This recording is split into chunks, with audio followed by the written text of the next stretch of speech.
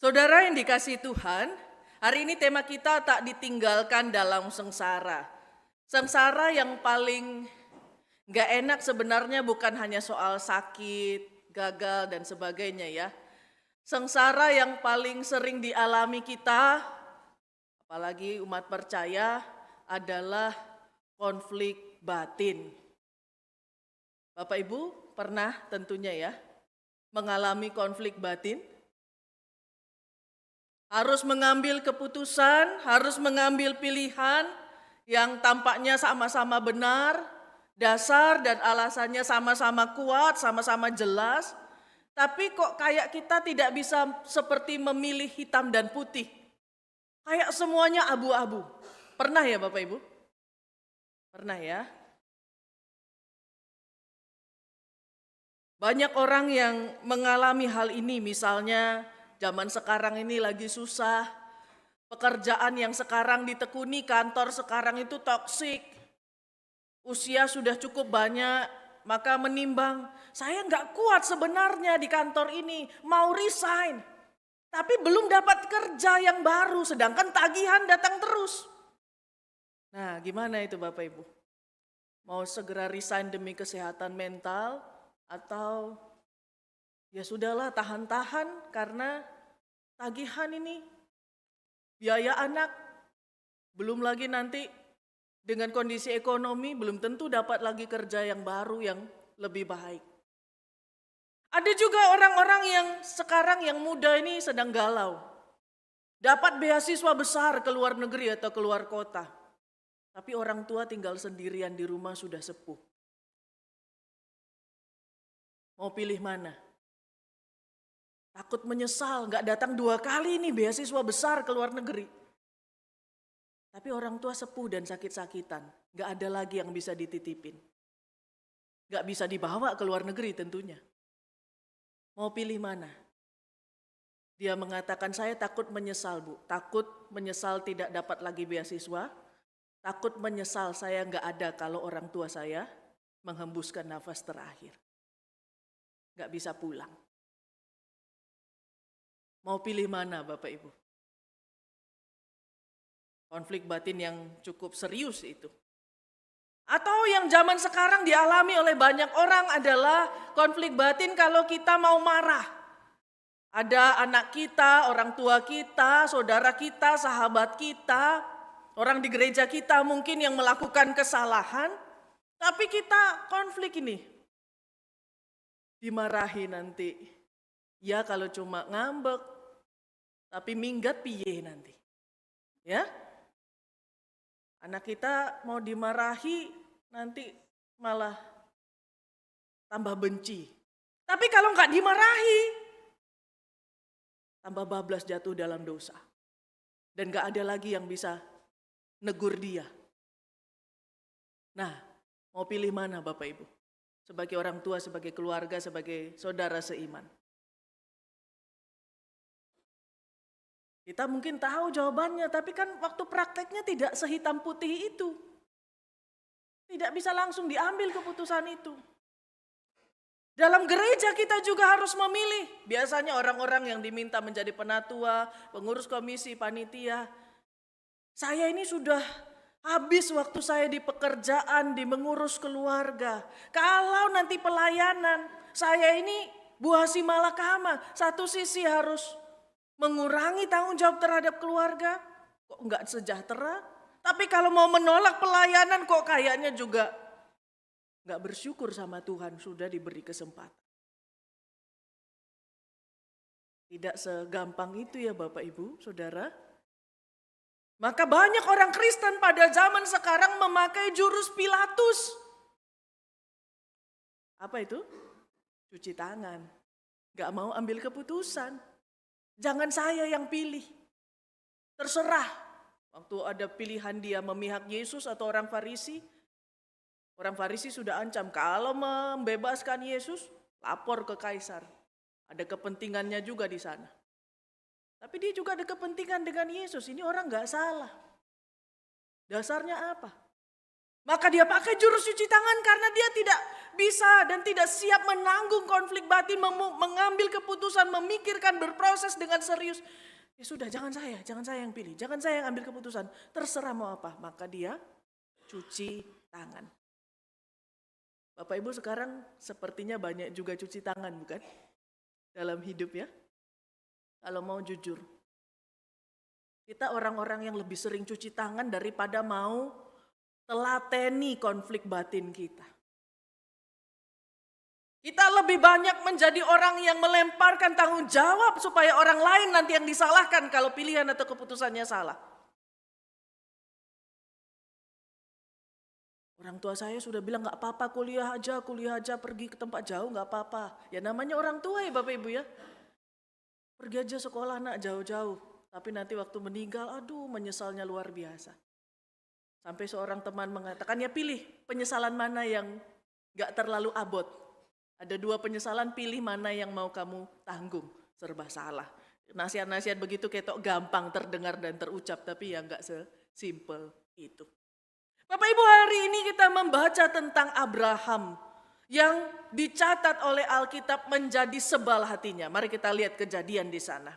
Kenapa dia sebal hatinya? Karena dia harus memilih antara Ishak dan Ismail anak pertamanya. Walaupun itu dari budak. Dia terjepit. Kenapa? Karena Ismail ini ketika sedang bermain dengan adiknya Ishak. Ismail mungkin sekitar 16 tahun. Ishak mungkin sekitar setelah disapi itu 2 atau 3 tahun. Sarah melihat bahwa cara Ismail bermain ini seperti dia memposisikan anak sulung. Maka kalau di dalam Galatia 4 Paulus bilang bahwa anak yang pertama ini menganiaya si anak yang terjanji. Itu ada penafsiran Paulus terhadap peristiwa kejadian 21 ini. Walaupun bukan bullying yang mungkin kekerasan fisik, tapi bisa jadi dia seolah-olah memposisikan dirinya saya anak sulung. Dan ini membangun alarm di dalam diri Sarah. Loh, harusnya tetap Ishak yang menjadi pewaris anak yang terjanji itu. Dan dicatatlah Sarah datang kepada Abram dan meminta supaya Hagar dan Ismail diusir. Bayangkan Bapak Ibu, sudah 100 tahun Bapak Ibu tidak punya anak. Tiba-tiba ada Ismail sudah 14 tahun minimal disayangi sebagai anak satu-satunya. Harus dilepas, piye perasaan Abraham. Dia sudah terbiasa 14 tahun, kurang lebih 16 tahun mengasihi sebelum ada Ishak. Anak yang dia gak berani harapkan. Tiba-tiba datanglah momen di hari itu dia harus mengusir Hagar dan Ismail karena itu membahayakan bagi Sarah dan Ishak. Secara rasional, secara moral, Abraham terjepit. Gak mengusir, kok kayaknya nanti dia melawan firman Tuhan yang mengatakan bahwa Ishaklah anak perjanjian itu. Tapi kalau diusir, berarti dia harus melakukan upacara penghilangan hak waris. Apa upacaranya? Lihat di Kejadian 21. Hanya dikasih air dan sepotong roti. Roti dan sekantong air. Tidak ada harta gono gini, tidak ada modal awal untuk hidup. Bahkan tidak ada 1 ekor ternak pun untuk membekali. Karena itu upacara pemutusan hak waris. Bapak Ibu Saudara, Abraham tahu ini tindakan yang jahat sekali. Di mana bisa seorang perempuan Hagar budak yang terbiasa ngikut orang, dia harus berpikir sendiri bagaimana membesarkan anaknya ini. Dan Abraham juga tahu, Hagar pernah kabur Bapak Ibu. Ya, di Kejadian 16 nanti Bapak Ibu baca di rumah. Dan Allah sendiri lewat malaikatnya yang bilang Hagar harus pulang ke nyonyanya si Sarah. Gak boleh kabur, gak boleh pergi. Nah Abraham terjepit mengikuti Sarah. Berarti taat sama Tuhan. Tapi mengusir Hagar juga melawan Tuhan. Karena Hagar disuruh Tuhan untuk tinggal di rumahnya Sarah. Bagaimana memilihnya? Nggak bisa. Maka kacaulah hatinya, seballah hatinya Bapak Ibu Saudara yang terkasih. Sarah ya sengsara, Hagar sengsara, tapi yang lebih sengsara adalah Abraham yang kejepit di tengah-tengah. Stres berat dia kalau saya bayangkan waktu itu ya Bapak Ibu Saudara. Dia tahu Ismail salah ini, enggak baik ini ya, namanya kenakalan remaja. Tapi bagaimanapun sayangnya seorang bapak kepada anak pertamanya itu, anak laki-laki pertamanya itu tidak sepele juga. Dan di titik itu Abraham cuma dicatat sebal. Dia ambil keputusan tidak. Sampai Allah sendiri yang datang, dan yang menarik adalah kita lihat Alkitab kita Bapak Ibu. Ketika firman Allah datang, Allah beri keputusan kan. Siapa yang dipilih Allah? Sarah. Allah tampaknya setuju dan berpihak pada Sarah. Walaupun secara rasional, walaupun secara moral, Sarah mengusulkan sesuatu yang jahat tampaknya. Allah berpihak dan setuju pada Sarah. Nah, ini jangan berarti kita yang perempuan, wah rasain tuh pelakor-pelakor tuh ya. Allah memihak pada istri sah. Ini bukan soal itu Bapak Ibu ya. Ini bukan soal itu. Kita lihat, apakah Allah berubah? Apakah Allah pilih kasih dalam keputusannya? Apakah Allah pilih kasih mengistimewakan si Sarah daripada Hagar? Kita baca tadi, ternyata bukan. Bukan Allah pilih kasih ketika Allah setuju pada keputusan dan rencana Sarah. Tapi karena bahwa ada rencana besar, ada perjanjian besar yang harus dijalani oleh Abraham. Allah bukannya jahat, bukannya pilih kasih, bukannya tidak adil, bukan harus nimbang-nimbang. Oh yang Sarah ini walaupun jahat tapi jahatnya lebih sedikit daripada mempertahankan Hagar. Bukan itu cara Tuhan Bapak Ibu. Bukan itu metodenya Allah menimbang-nimbang dan membuat keputusan. Kenapa Allah mengatakan setuju dengan Sarah, usir Hagar? Karena Tuhan tahu bahwa nanti waktu Ismail ada dalam masa kritis, si Hagar menangis, apa yang dicatat di Alkitab Bapak Ibu, ayat 17. Malaikat berkata, Allah telah mendengar suara anak itu dari tempat ia kritis, dari tempat ia sekarat itu. Kalau baca teliti ini menarik, kenapa? Padahal yang bersuara, yang menangis, yang terdengar sangat nyaring itu suara Hagar. Suaranya si Ismail apa? Doanya Ismail waktu sekarat apa? Enggak dicatat, enggak terdengar. Emang Ismail ngomong apa tuh sama Tuhan sampai Alkitab mencatat Allah mendengar suara anak itu. Yang sudah sekarat, yang tadi membuli adiknya itu, yang bahkan ibunya saja sudah hopeless dan tinggalkan dia. Allah justru mendengar suaranya, bukan suara si Hagar yang nangis meraung-raung.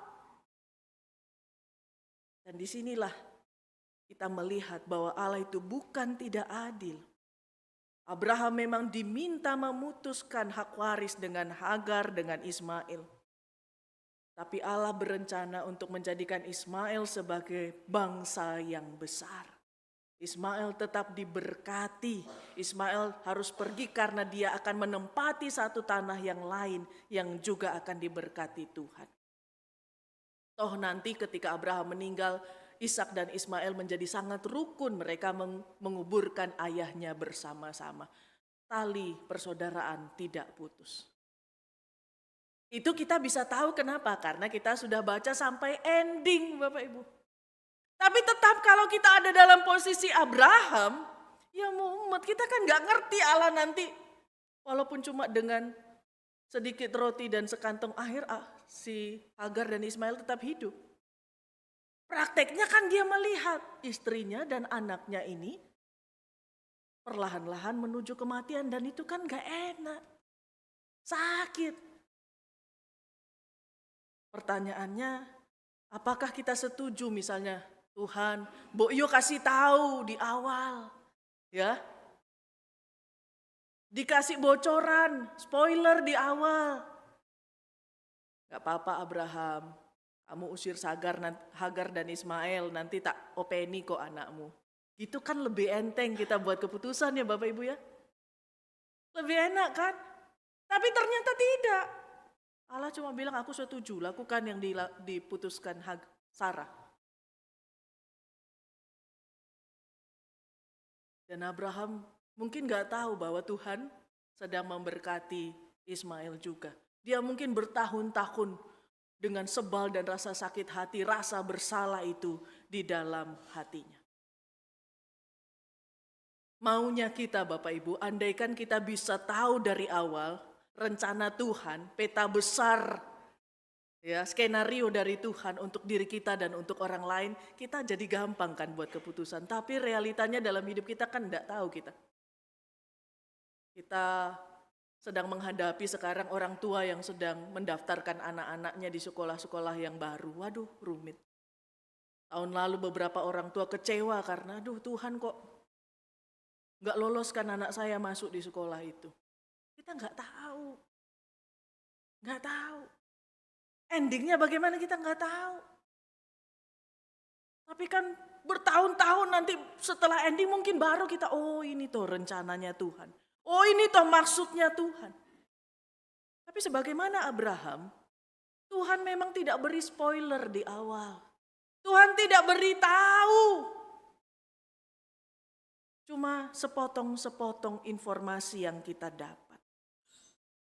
Karena itu saudara yang terkasih, kita melihat bagaimana Tuhan itu mendidik Abraham dalam kesengsaraannya, dalam konflik batinnya yang sangat berat.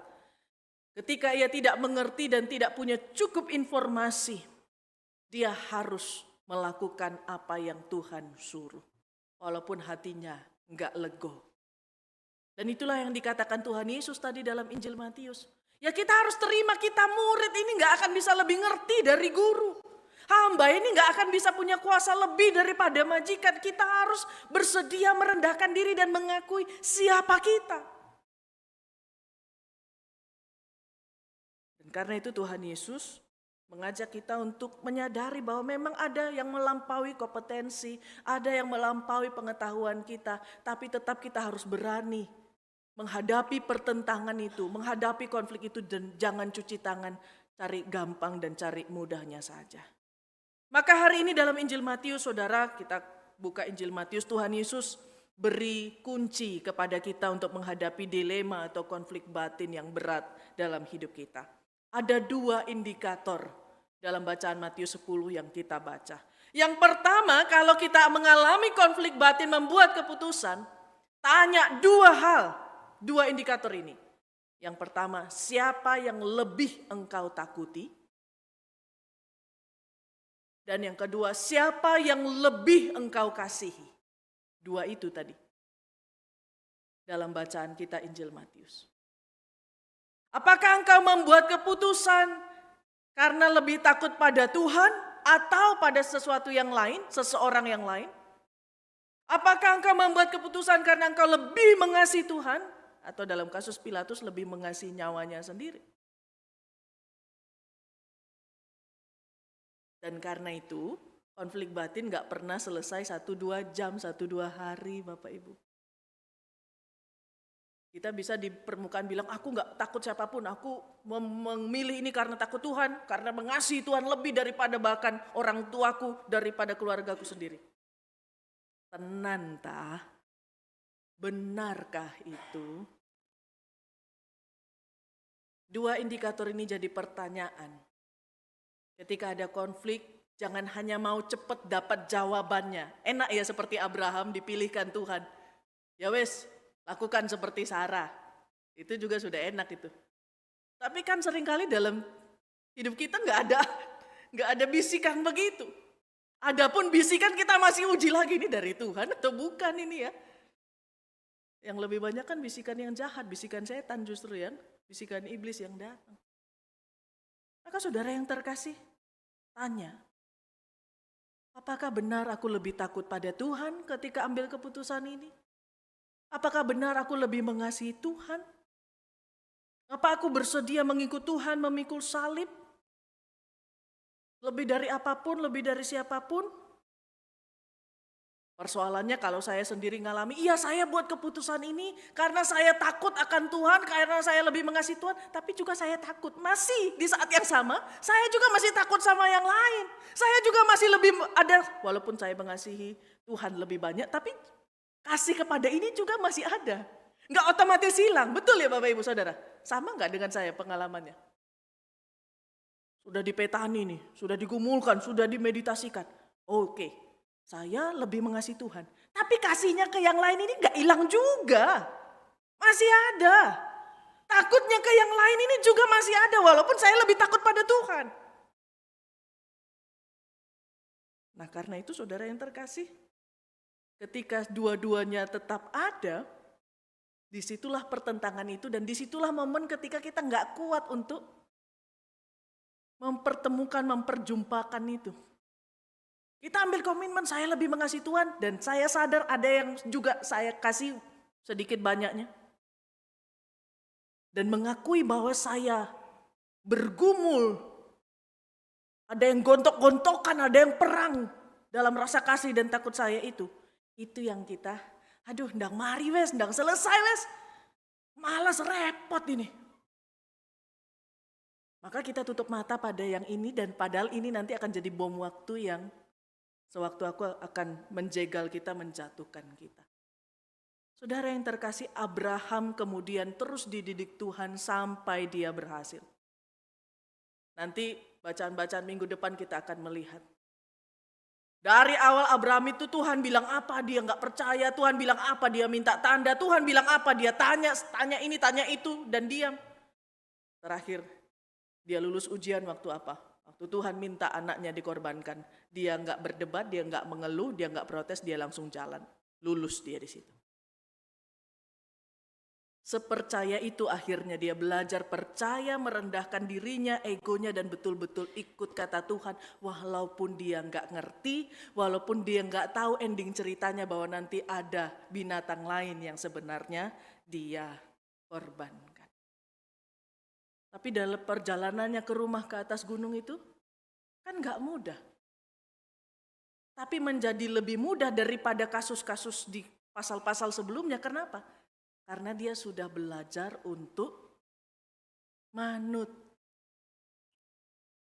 Karena dia belajar untuk taat, untuk percaya, nggak lagi kecewa, nggak getun lagi dalam hatinya, apa sih maksud Tuhan ini? Enggak.